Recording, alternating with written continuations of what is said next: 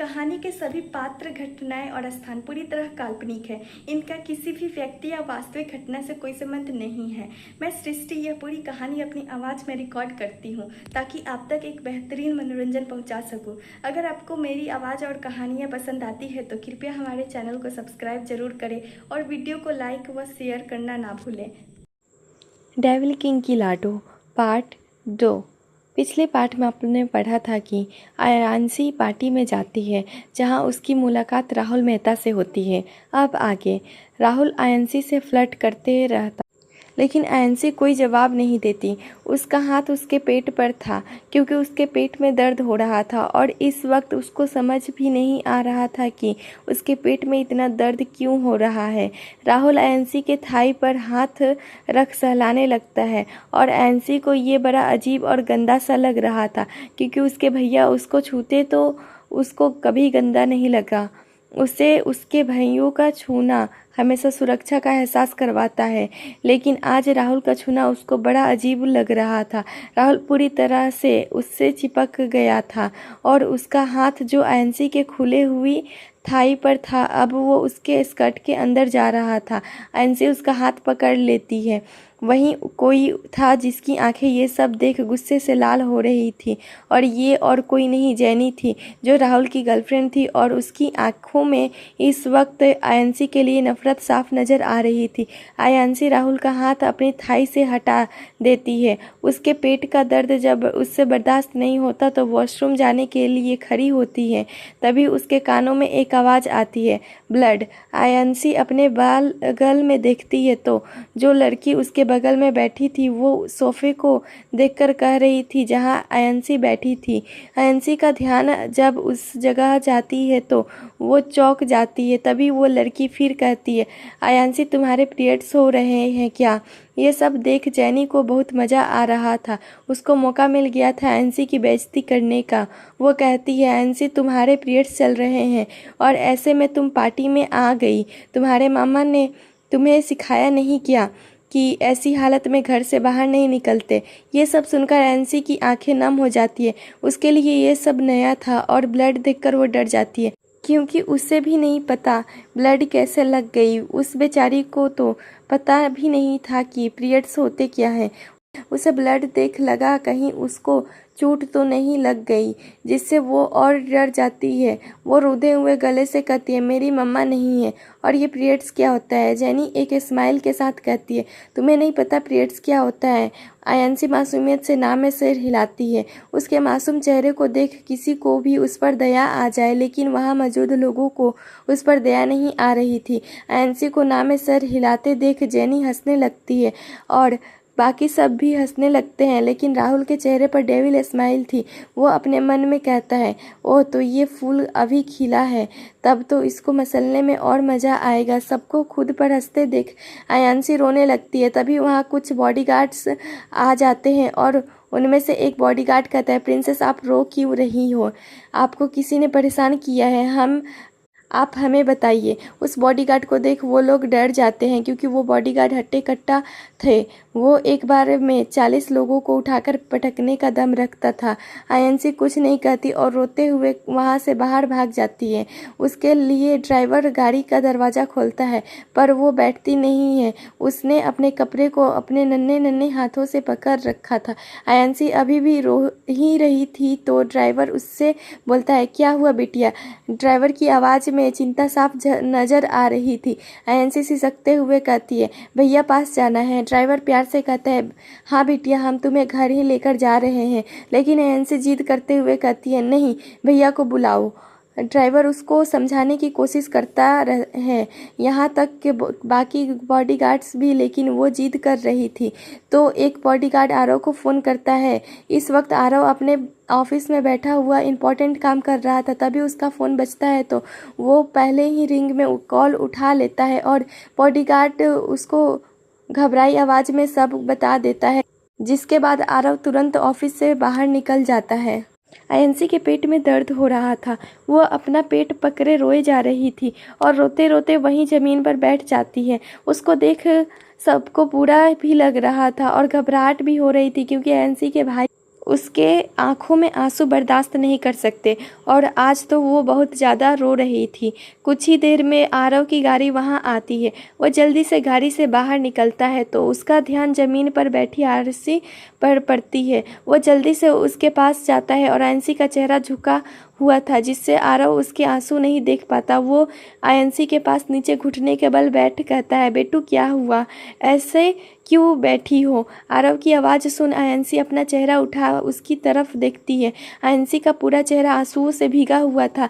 आयंसी को इस हालत में देख आरव के दिल में दर्द होने लगता है क्योंकि पहली बार उसने आयंसी को इस कदर रोते देखा था। वो जल्दी से आयंसी को गले लगा लेता है और उसके बाल सहलाते हुए प्यार से कहता है, क्या हुआ मेरे बच्चे को? किसी ने कुछ कहा क्या? भैया ना उसको बहुत डांटेंगे जिसने मेरी गुड़िया को रुलाया। आरव प्यार से आयंसी को चुप करवाने की कोशिश करता है लेकिन कोई फ़ायदा नहीं होता। आयंसी उससे दूर हो कहती है, भैया बहुत दर्द हो रहा है। आरव परेशानी होते हुए कहता है, कहाँ दर्द हो रहा है बच्चा? आयंसी अपने निचले होठ को बाहर निकाल रोते हुए कहती है, मेरे टमी पेट में। आयंसी इस वक्त बहुत प्यारी लग रही थी। आरव का ध्यान आयंसी के पैर पर जाता है जहाँ ब्लड लगा हुआ था। उसको समझ आ जाता है कि आयंसी को क्या हुआ है। वो जल्दी से आयंसी को गोद में ले कार की बैक साइड में बैठ जाता है और अपने घर में काम कर रही लेडी सर्वेंट को कॉल कर सैनिटरी नैपकिन लाने को बोल देता है। आयंसी आरव के गोद में बैठी थी और आरव उसको प्यार से चुप करवा रहा था। आरव को इस बात की जरा भी चिंता नहीं थी कि इस वक्त आयंसी के पीरियड्स चल रहे हैं और ऐसे वक्त में आयंसी को गोद में बैठने से उसके कपड़े वे गंदे हो सकते हैं। वो प्यार से उसके बालों पर हाथ फेरते हुए कहता है, बेटू थोड़ी देर सो जाओ, दर्द ठीक हो जाएगा, हम जल्दी घर पहुँचेंगे। लेकिन आयंसी चुप होने का नाम ही नहीं ले रही थी। वो रोए जा रही थी। ये उसका पहली बार था। इससे पहले उसके साथ ऐसा कभी नहीं हुआ। आयंसी लगातार रोए जा रही थी। अब तो उसकी लगातार रोने से हिचकियाँ बंद गई थी। वह हिचकी लेते हुए कहती है, भैया दर्द हो रहा, कुछ करो ना। आयंसी की हालत देख आरव को कुछ समझ ही नहीं आ रहा था क्या करे। आयंसी को ऐसे रोते देख वो भी डर गया था। आयंसी आरव को गोद में बैठी एक छोटी सी खरगोश लग रही थी। वो अभी भी सिसक ही रही थी और आरव उसके बालों में हाथ फेरते हुए उसको शांत करवाने की कोशिश कर रहा था। कुछ ही देर में गाड़ी एक बड़े से बंगले के सामने रुकती है। गार्ड जल्दी से मेन गेट खोलता है। उसके बाद गाड़ी अंदर जाती है। उसके बाद ड्राइवर जल्दी से आकर कार के पीछे का सीट खोलता है और आरव आयंसी को गोद में ले गाड़ी से बाहर निकलता है। आयंसी ने अपना पूरा चेहरा आरव के सीने में छुपा रखती है और अपने नन्हे नन्हे नाजुक हाथों को उसने उसके गले में लपेट रखा था। आरव आयंसी को ले उसके कमरे में चला जाता है और बेड पर बैठते हुए लेकिन आयंसी उसके और कसकर पकड़ लेती है तो आरव उसके चेहरे को अपने सीने से निकाल कहता है, बच्चा बैठो तुम, मुझे विवान भाई को कॉल करने दो। आयंसी आरव पर अपनी पकड़ ढीला कर देती है तो आरव उसको धीरे से बेड पर बैठाता है और विवान को कॉल करने लगता है। लेकिन 4-5 बार रिंग जाने पर भी वो कॉल नहीं उठाता जिससे आरव परेशान हो जाता है और क्योंकि आयंसी लगातार रोए जा रही थी और विवान का कॉल नहीं लग रहा था तो वो राघव को कॉल करता है। राघव कॉल उठा लेता है तो आरव घबराते हुए कहता है, भाई विवान भाई कॉल क्यों नहीं उठा रहे थे? मैं कब से उन्हें कॉल कर रहा हूँ। राघव आरव की आवाज़ में घबराहट साफ साफ महसूस कर सकता था। वो परेशान होते हुए कहता है, क्या हुआ तुम्हें इतना परेशान क्यों हो, सब ठीक है ना? आरव कुछ कहता तभी राघव को आयंसी की रोने की आवाज़ आती है तो जो रोते हुए कह रही थी, भैया बहुत दर्द हो रहा है। आयंसी की आवाज़ सुन राघव परेशान हो जाता है और कहता है, आंसू क्यों रो रही है, क्या हुआ है उसे? आरव भाई वो मैं कॉल पर नहीं बता सकता हूँ, वीडियो कॉल करता हूँ। इतना बोल वो कॉल काट कर देता है और आयंसी के बगल में बैठ लैपटॉप वीडियो कॉल करता है तो सामने उसको विवान भी दिखता है। राघव के साथ तो आरव कहता है भाई मैं आपको कब से कॉल कर रहा था, आप कॉल क्यों नहीं उठा रहे थे। विवान मेरा फ़ोन साइलेंट था। फिर उसका ध्यान आयंसी पर जाता है जो रोए जा रही थी। उसके नाक और आँख रोने की वजह से पूरी तरह लाल हो गई थी और उसका पूरा चेहरा आंसुओं से भरा हुआ था। जैसे देख राघव और विवान दोनों के दिल में दर्द होता है। उन्हें एक अनचाहा डर सता रहा था कि आयंसी की तबीयत ना खराब हो जाए। राघव प्यार से कहता है मेरी गुड़िया को क्या हो गया, इतना क्यों रो रही हो बच्चा। आयंसी सिसकते हुए कहती है भैया दर्द हो रहा है। विवान बेटू कहाँ दर्द हो रहा है, भैया को बताओ, भैया ठीक कर देंगे। आयंसी अपने पेट की तरफ इशारा कर कहती है टमी में दर्द हो रहा है। राघव और विवान कुछ कहते उससे पहले आरव कहता है भाई आयंसी के पीरियड्स हो गए हैं। विवान व्हाट। राघव प्यार से कहता है बच्चा ऐसे रोते नहीं, आप तो भैया की स्ट्रांग बच्चा हो ना। आयंसी मासूमियत से कहती है भैया ये पीरियड्स क्या होते हैं, मैं मर जाऊंगी क्या। राघव कहता है आंसू दोबारा ऐसा कभी नहीं कहना, तुम्हारे बिना हमारा क्या होगा। राघव की आवाज़ में घबराहट और चिंता साफ साफ नजर आ रही थी। सिर्फ उसकी ही नहीं, आरव और विवान भी एक पल के लिए डर गए। आयंसी के दूर जाने के ख्याल से ही उसकी रूह कांप जाती है, क्योंकि उन्होंने हमेशा उसको अपने बच्ची की तरह प्यार किया है। वो कैसे अपने बच्ची को खुद होते देख सकते हैं। आयंसी बच्चे की तरह रोते हुए कहती है सॉरी भैया, आपको पता है ना मुझ पर हंस रहे थे। उन्होंने कहा कि मेरे पीरियड्स हो गए और ऐसे में घर से बाहर नहीं आते। मेरी ड्रेस पर भी ब्लड लगा था और उन्होंने कहा कि मेरी माँ ने मुझे नहीं सिखाया पीरियड्स में बाहर नहीं जाते। आयंसी ये सब बड़ी मासूमियत से बोलती है, लेकिन उसकी बातें सुन तीनों को बहुत गुस्सा आ रहा था कि कोई ये सारी चीज़ें का मजाक कैसे बना सकता है। लेकिन आयंसी के सामने उन्होंने खुद को शांत रखा, क्योंकि उन्हें पता था कि आयंसी छोटी छोटी बातों पर डर जाती है। विवान प्यार से कहता है बच्चा पीरियड्स कोई बीमारी नहीं है, वो हर लड़की को होता है। किसी को जल्दी होता है, किसी को देरी से, और ये होना चाहिए। और तुम्हारे पेट में जो दर्द हो रहा है वो पीरियड्स की वजह से है। ये तुम्हारा पहली बार है इसलिए ज़्यादा दर्द हो रहा है। अब मैं तुम्हें जो बताऊंगा ध्यान से सुनना, ओके। आयंसी हाँ में सर हिलाती है। इस वक्त वो बेहद मासूम लग रही थी। उसको ऐसे देख तीनों के चेहरे पर बड़ी वाली स्माइल आ जाती है। विवान पीरियड्स लड़कियों को हर महीने 5 से 7 दिन आता है, तुम्हें भी अब हर महीने आएंगे, और तुम्हें पीरियड्स आएंगे तो ब्लड देखकर बिल्कुल नहीं डरना। पीरियड्स के टाइम लड़कियां सैनिटरी नैपकिन इस्तेमाल करती हैं, लेकिन उसे हर 4 या 5 घंटे में बदलना रहना है। आयंसी पीरियड्स क्यों होते हैं भैया, इसको रोका ना, बहुत दर्द हो रहा है। आयंसी अपना पेट पकड़कर कह रही थी। उसको इस हालत में देख उन्हें बिल्कुल भी अच्छा नहीं लग रहा था। विवान बेटू अगर पीरियड्स नहीं होगा तो किसी लड़की को, तो फिर ये दुनिया ही नहीं होगी। आयंसी मासूमियत से कहती है मतलब। राघव बच्चा जब तुम बड़ी हो जाओगी, तुम्हारी शादी होगी, तुम्हें खुद पता चल जाएगा। आयंसी तो करवा दो ना शादी, फिर मुझे भी पता चल जाएगा। आयंसी अपनी बड़ी बड़ी पलकें झपकाते हुए कहती है, और वो तीनों उसके मासूम चेहरे को देखने लगते हैं। तो राघव एक गहरी सांस लेकर कहता है जब तुम बड़ी हो जाओगी तब होगी शादी, अभी तो तुम बहुत छोटी हो ना। आयंसी फिर कहती है भैया एक बात पूछूं। राघव मुस्कुराकर सिर्फ हम कहता है। तो आयंसी कहती है इतना सारा ब्लड क्यों वेस्ट होता है पीरियड्स में। विवान बच्चा जितना भी खून पीरियड्स के टाइम निकलते हैं वो खराब खून होते हैं, अगर वो नहीं निकलेंगे तो इन्फेक्शन भी हो सकता है। अब और कोई क्वेश्चंस नहीं, जाओ जाकर कपड़े बदल लो। आयंसी ओके में सर हिलाती है। तभी एक लेडी सर्वेंट सैनिटरी नैपकिन लेकर आती है और आयंसी को दे देती है।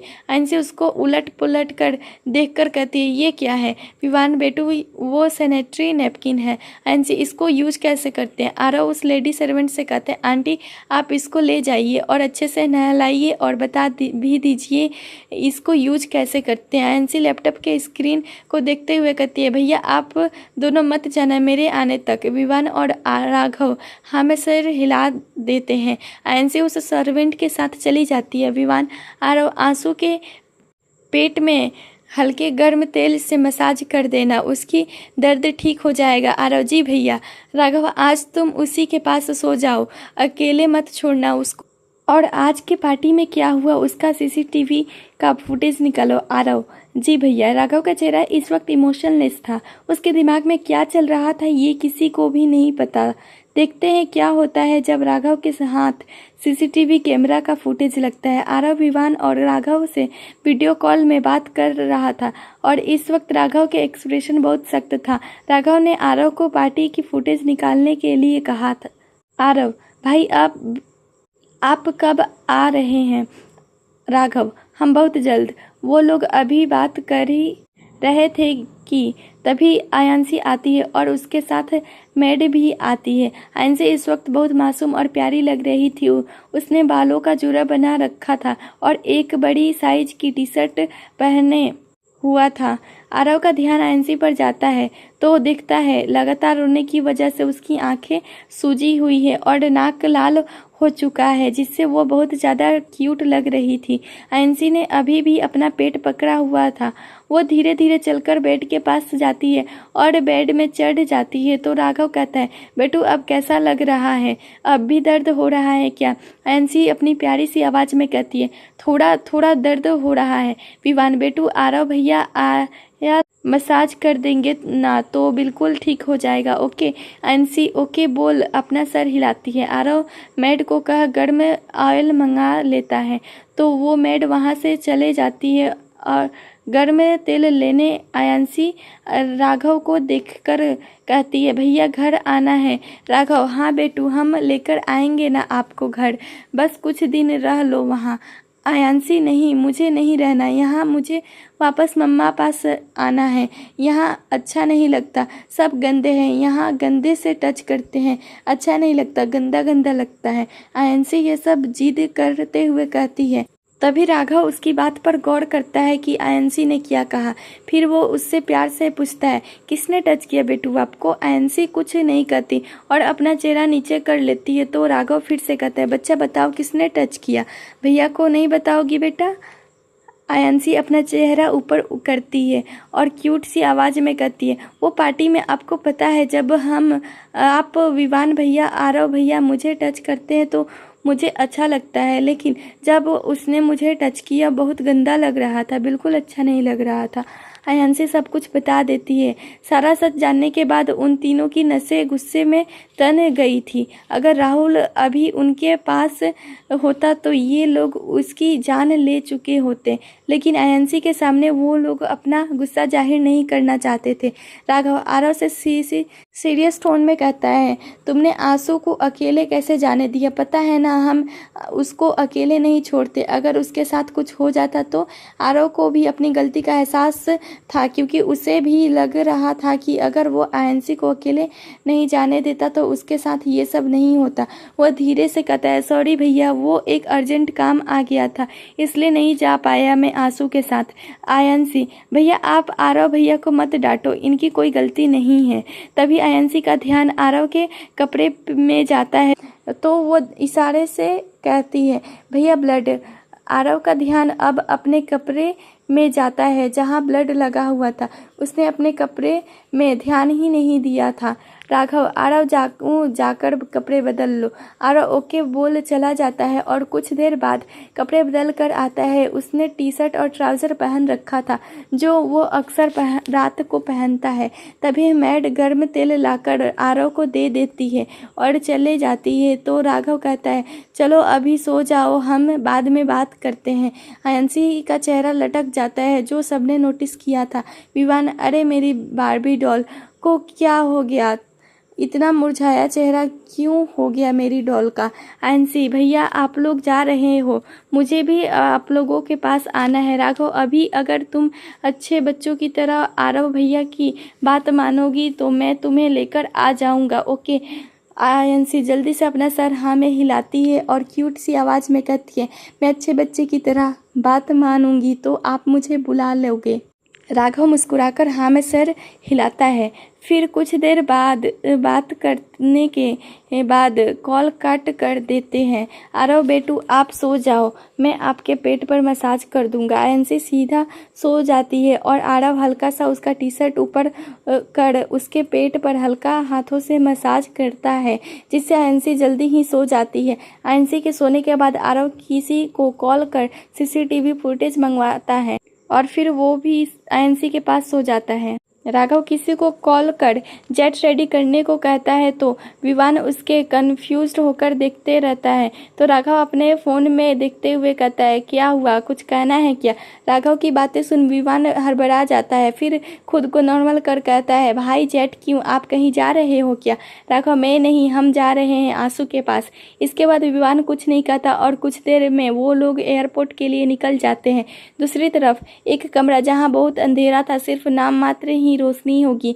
उस कमरे में चारों तरफ दारू की बोतलें फैली हुई थी। उसी कमरे में एक शख्स था जिसके हाथ में शराब की गिलास थी। वो उस ग्लास में बर्फ डालता है और उसको घुमाते हुए कहता है आ रहा हूँ मैं राघव ओबराय, तुम्हारी बर्बादी लेकर, बहुत जल्द बर्बाद होगे तुमने मेरा इतना बड़ा कॉन्ट्रैक्ट बंद करवाकर लाखों करोड़ों का नुकसान करवाकर मुझे बर्बाद किया है ना, मैं तुम्हें किसी और तरीके से बर्बाद करूँगा, ऐसा बर्बाद करूँगा कि फिर तुम कहीं के नहीं रहोगे। इतना बोल वो शख्स जोर जोर से हंसने लगता है। उसकी आंखें काफ़ी डरावनी लग रही थी। कौन सा तूफान आने वाला है इनकी ज़िंदगी में वो तो आने वाला वक्त ही बताएगा। रात को आयंसी आरव के साथ सो रही थी, तभी आरव को कुछ गर्म गर्म लगता है जिससे उसकी नींद खुल जाती है। तो वो देखता है आयंसी काँप रही थी। तो आरव आयंसी के माथे को छूकर देखता है जो आग की भट्टी की तरह तप रहा था। आयंसी की हालत देख आरव डर जाता है। वो जल्दी से एसी बंद करता है और आयंसी को अच्छे से कंबल ओढ़ा देता है। उसके बाद नीचे किचन में जा एक बॉल में ठंडा पानी और एक साफ कपड़ा ले कमरे में आता है और आयंसी के माथे पर ठंडे पानी की पट्टियाँ करता है। पूरी रात आरव आयंसी के सर में ठंडे पानी की पट्टियाँ करते रहता है, जिससे कुछ हद तक उसका बुखार कम होता है। सुबह दो व्यक्ति एक प्राइवेट जेट से लंदन एयरपोर्ट के बाहर निकलते हैं। उन दोनों ने काले कोट पैंट पहन रखा था और चेहरे पर दोनों ने मास्क लगा रखा था ताकि कोई भी व्यक्ति उन्हें पहचाने नहीं। उन दोनों को पूरी तरह से बॉडीगार्ड ने घेर रखा था ताकि कोई भी व्यक्ति उनके आसपास ना आ पाए। भले उन दोनों व्यक्तियों की शक्ल मास्क में छुपी हुई थी, लेकिन उनकी पर्सनालिटी गजब की थी।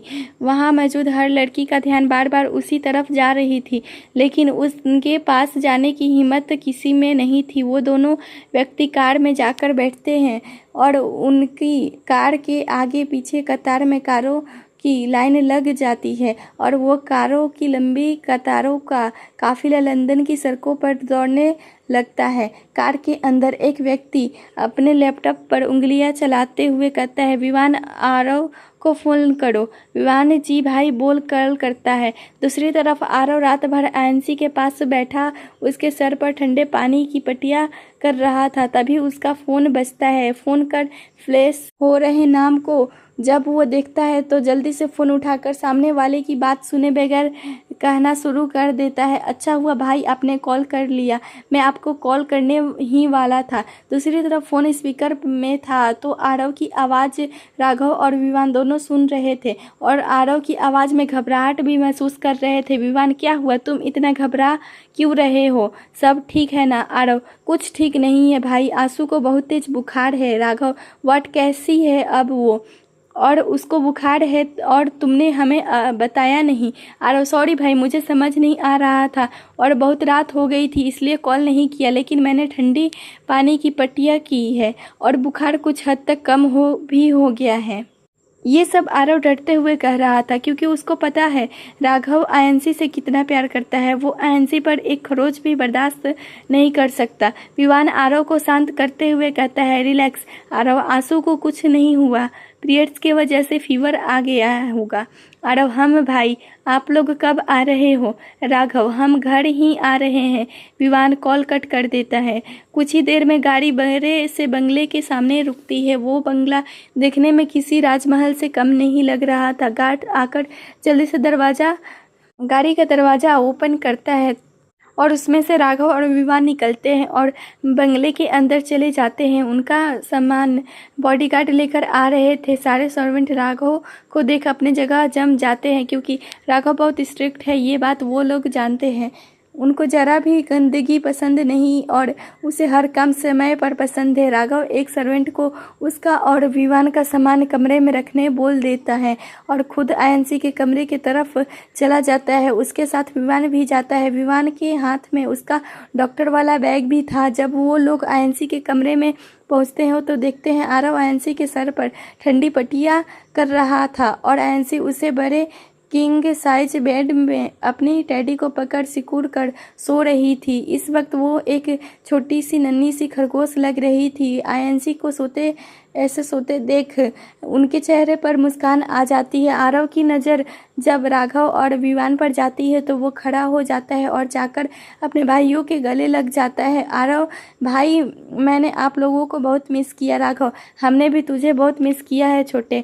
फिर राघव जाकर आयंसी के पास बैठ जाता है और प्यार से उसके बालों में हाथ फेरने लगता है तो आयंसी वैसे ही राघव की गोद में सर रख कर सो जाती है, जिससे राघव के चेहरे पर मुस्कान आ जाती है।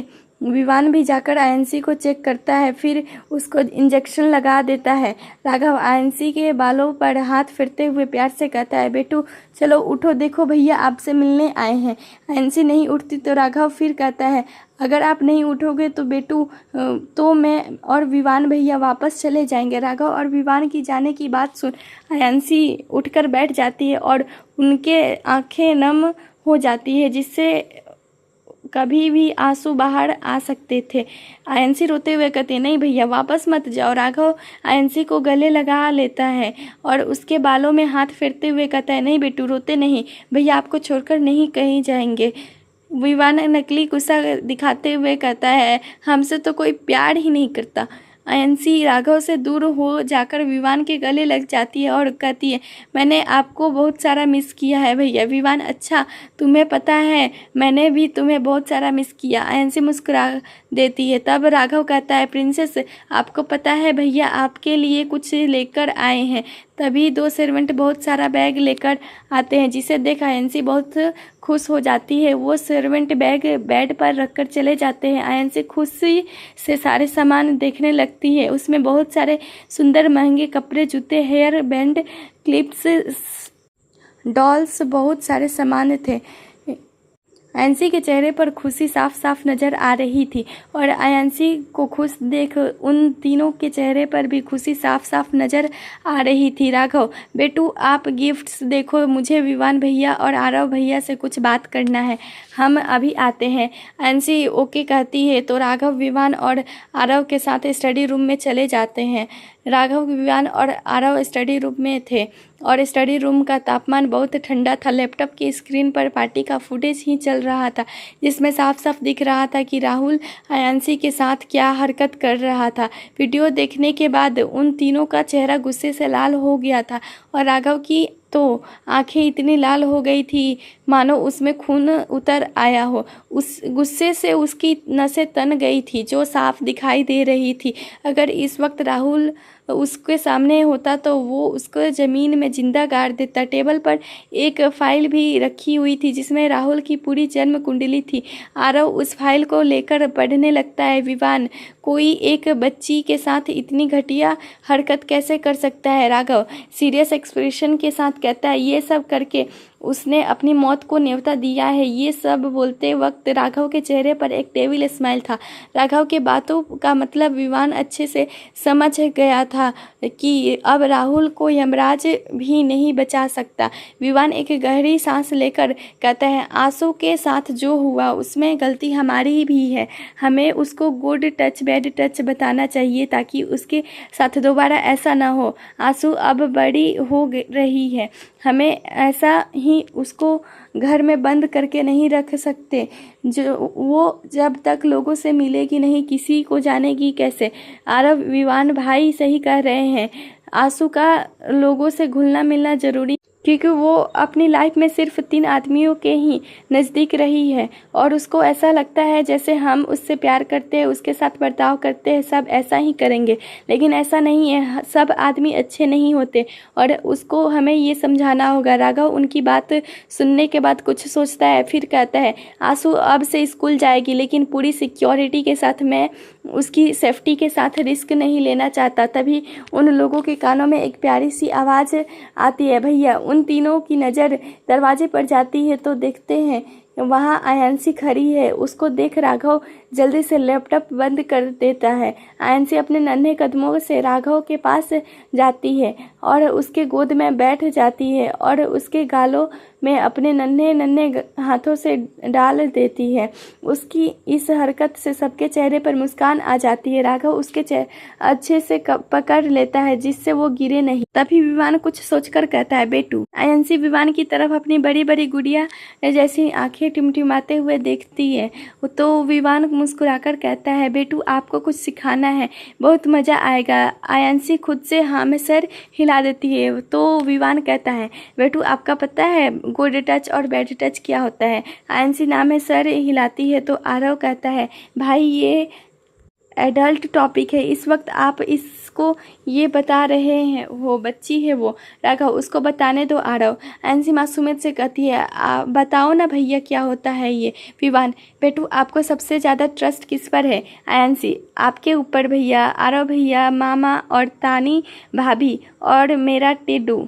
आयांशी इतने प्यारे तरीके से बोलती है, सबके चेहरे पर मुस्कान आ जाती है। विवान, बेटू में भैया या आरव भैया तुमको टच करते हैं तो कैसा लगता है तुम्हें? आयांशी, अच्छा लगता है, बहुत सेफ फील होता है। विवान, ओके, लेकिन तुम्हें पता है कुछ लोगों का टच हमें बिल्कुल अच्छा नहीं लगता, उसको हम बैड टच कहते हैं। जब हम स्विमिंग करते हैं तो हमारा कुछ बॉडी पार्ट ढका हुआ रहता है जिन्हें हम प्राइवेट पार्ट कहते हैं। अच्छा बताओ तुम्हारे बॉडी में कौन कौन सा पार्ट दिख रहा है? आयांशी मासूमियत से कहती है, फेस, हेयर, हेड और मेरे पैर। विवान, गुड, हमारे भी वही सब दिख रहे हैं, लेकिन कुछ बॉडी पार्ट्स ऐसे होते हैं जो हम नहीं दिखाते, उन्हें प्राइवेट पार्ट कहते हैं और उन पार्ट्स को कोई टच नहीं कर सकता और ना देख सकता है। आयांशी, क्यों नहीं देख सकता भैया? विवान, क्योंकि वो पार्ट किसी को नहीं दिखाने चाहिए। अच्छा ये बताओ तुमने बटरफ्लाई देखा है ना? आयांशी हाँ में सर हिलाती है तो विवान कहता है, जब हम उसे टच करते हैं तो वो क्या करती है? आयांशी, फ्लाई उड़ कर जाती है। विवान, गुड, और जब हम डोंग को टच करते हैं तो वो भी क्या करती है? भौंकती है ना? क्योंकि उन्हें भी गुड टच बैड टच पता है। अच्छा ये बताओ अभी तुम भैया की गोद में बैठी हो तो तुमको कैसा लग रहा है? आयांशी स्माइल करते हुए कहती है, बहुत अच्छा लग रहा है, मैं तो हमेशा भैया की गोद में बैठती हूँ। विवान, ओके, जब कोई तुम्हारे गालों को या हेयर को टच करे प्यार से तो उसको गुड टच कहते हैं, लेकिन जब कोई तुम्हारे थाई को या चेस्ट को टच करे उसको बैड टच कहते हैं। और अगर कोई तुम्हें ऐसी जगहों पर टच करे तो तुम्हें सीधा हमें बताओगी, ओके? कोई भी कुछ कहे तो हमें बताना, तुम चुप मत रहना, ओके?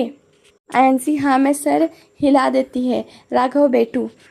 आयांशी हम करती है तो राघव कहता है, तुम्हें स्कूल में जाकर पढ़ना है। ये सुनने के बाद आयांशी के आंखों में एक अलग ही चमक आ जाती है जो उनके 3 भाइयों ने भी देखा। आयांशी जल्दी से हाँ कहती है, उसके चेहरे पर खुशी साफ साफ नज़र आ रही थी और उसको खुश देख वो तीनों भी खुश थे। राघव, ओके, कल से तुम स्कूल जाकर पढ़ोगी। आयांशी जल्दी से राघव के गले लग उसको गालों पर किस कर कहती है, थैंक यू भैया। एक शख्स बेड पर लेटा हुआ था, उसने ऊपर कुछ नहीं पहन रखा था, उसके शरीर पर सिर्फ एक पतली चादर थी। उसके ठीक बगल में एक लड़की सोई हुई थी, उसके शरीर पर कोई कपड़ा नहीं था, वो पेट के बल सो रही थी, उसके शरीर पर भी चादर ही था।